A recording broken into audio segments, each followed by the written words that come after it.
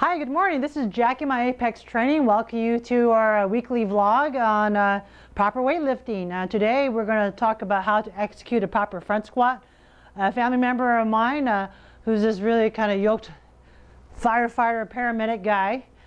He's actually my sister-in-law's brother. This is for BZ as his initials. And his question was, how do I build my quads up? I feel like I got the aspects of certain lifts down pat, but I would like to have this larger quads. Do I need to do like specific knee extension, or what exactly is it that I need to do? And I said front squats, hands down. A good solid front squats is going to build your T-Rex quads. And in order to do that, I recommend a few things.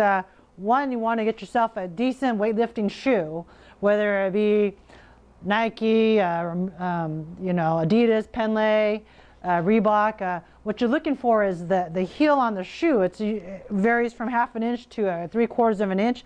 You need this lift on the hind foot, the back part of your foot, so it helps your pelvis, your torso to stay in proper alignment. You want your back and neutral spine, meaning that in layman's term, you want to keep your back straight. And so with this wedge in the back of the shoe, what it does, it helps your pelvis to stay at what I call a safe neutral position angle, so that your lumbar spine, the bottom of your spine, doesn't like curve down. Because as you start squatting, there's a tendency of your pelvis rolling down like a pill bug, for a better choice of words analogy.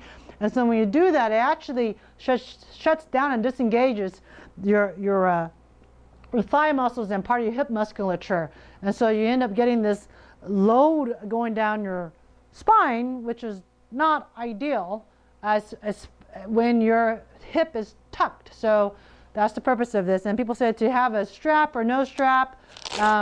Initially I figured, oh, is this like maybe for cosmetic or not? But I actually tried it with a strap and strapless with my shoes, meaning that one strap and one's not, with the mid-tarsal strap.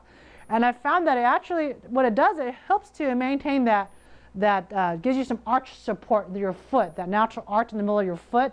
So I find it advantageous. Think of it as kind of like a corset or a belt for your foot. So, I actually like the mid strap here. So sometimes it breaks away or tears apart, and if you need to, then go ahead and take some duct tape and kind of give it a couple of good wraps, and it really shouldn't affect the traction of the shoe, because most of your traction of the shoe is going to actually come through the back part as you're loading, and then the push off to the front part. So if you have this damaged and you need to reinforce it, then it should not affect tractioning of your lift. Okay, so yes, a good pair of lifting shoes would be ideal.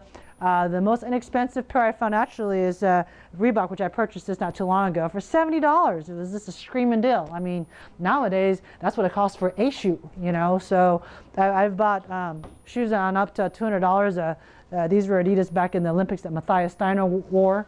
I was told by a weightlifting coach that it's actually considered like a vintage or a collector's item worth like $1,000 or something. But anyways, let's get back to the front squat. Okay, so good pair of shoes. I have here my wrist wraps here. I typically don't wear them unless I start going a bit heavier. What's heavy?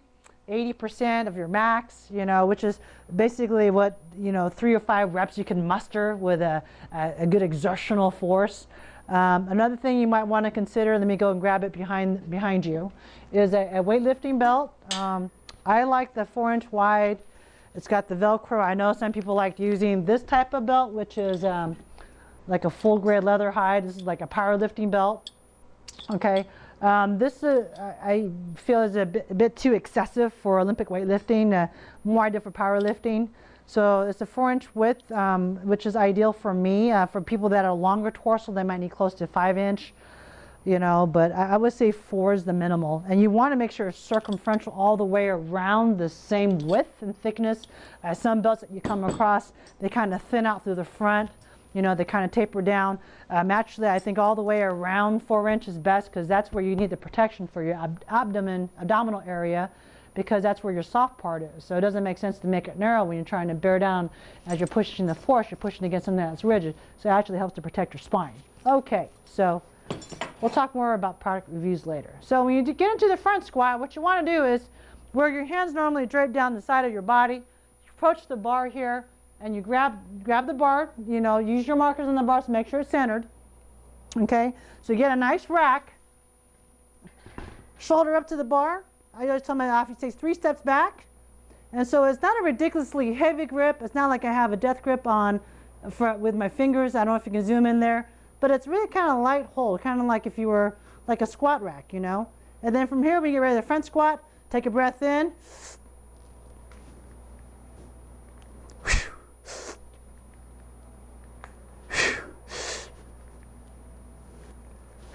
Okay, so what you're looking at when you're doing the squats is you want to make sure that your chest and elbows are up to maintain the natural curve of your spine.